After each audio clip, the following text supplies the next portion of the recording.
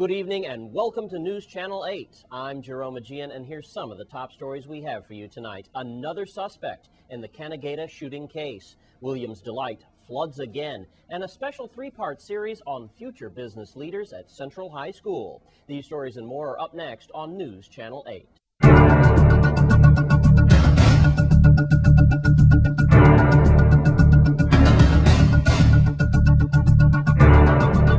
In our top story tonight, another suspect has been arrested in the Canagata ballpark shooting case. News Channel 8's Wes Small has that story and more. Thanks a lot, Jerome. Here's what's going on. At 6:30 this morning, a search warrant was issued for 18-year-old Rakeem Kimby Hendrickson. That's right, Rakeem Hendrickson, better known as Kimby. Police and detectives have identified him as the second shooter, and this infamous, I should say, May 21st Canagata ballpark shooting, where 3 innocent bystanders were shot. A 12-year-old little girl in her hand, a 43-year-old woman who was hit in her back and hip, and about a 40-year-old man who was shot and wounded as well.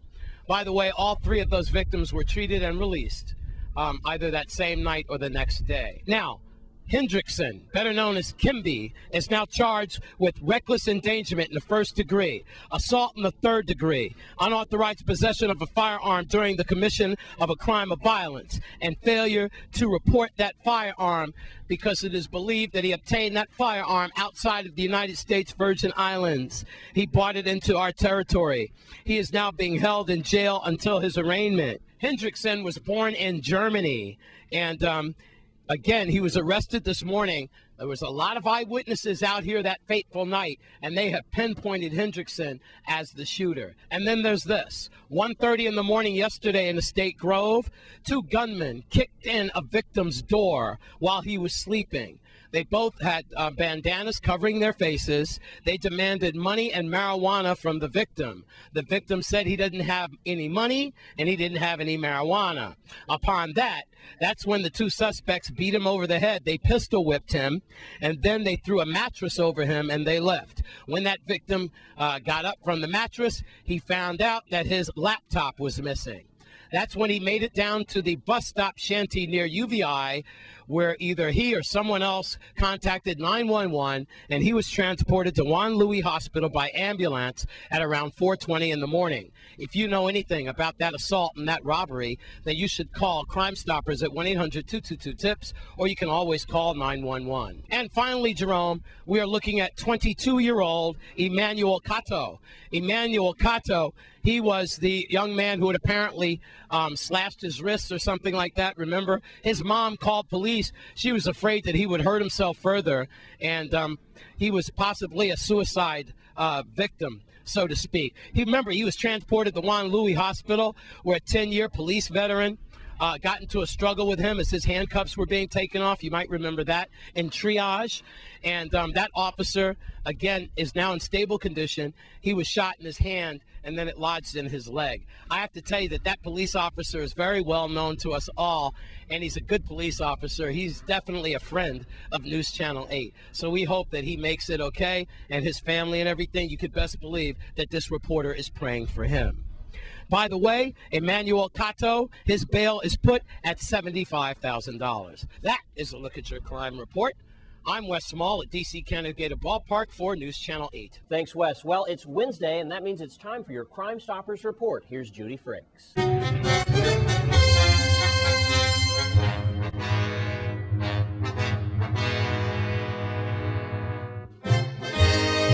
I'm Judy Fricks with your weekly Crime Stoppers report. Crime Stoppers need your help solving the following crimes. Any information you may have may be just what law enforcement needs. On St. Croix on Monday, May 24th at 4 a.m., 2 armed males robbed Gas for Less near Sunny Isle Shopping Center, taking an undetermined amount of cash and a blue Toshiba laptop. One robber wore coveralls, a mask, and gloves, while the second wore a black trench coat with a dark shirt over his head. A third person was waiting in what appeared to be a white Suzuki SUV. The 3 people fled in this vehicle. The minimum reward for an arrest is $900. On St. John on May 15th in the area of Estate, Carolina, an OTC Genesis EVO auto mechanic diagnostic kit worth about $3,000 was stolen. The minimum reward for an arrest and the return of the property is $1,000. On St. Thomas on July 28th of 2007 at 7:44 a.m., police responded to Peterboard Road near Little Megan's where blood was reported coming out of the trunk of a car on the road. Alvin Morton, a government house employee, was found shot to death in the trunk of his car.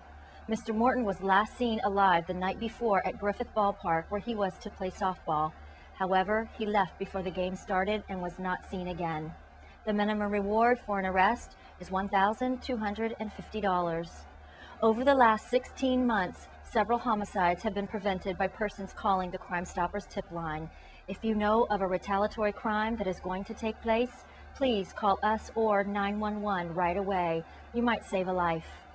Community members can submit tips on these or any other crimes at www.crimestoppersusvi.org or by calling 1-800-222-TIPS, which is 8477. Your tips are completely anonymous and the stateside operators are bilingual.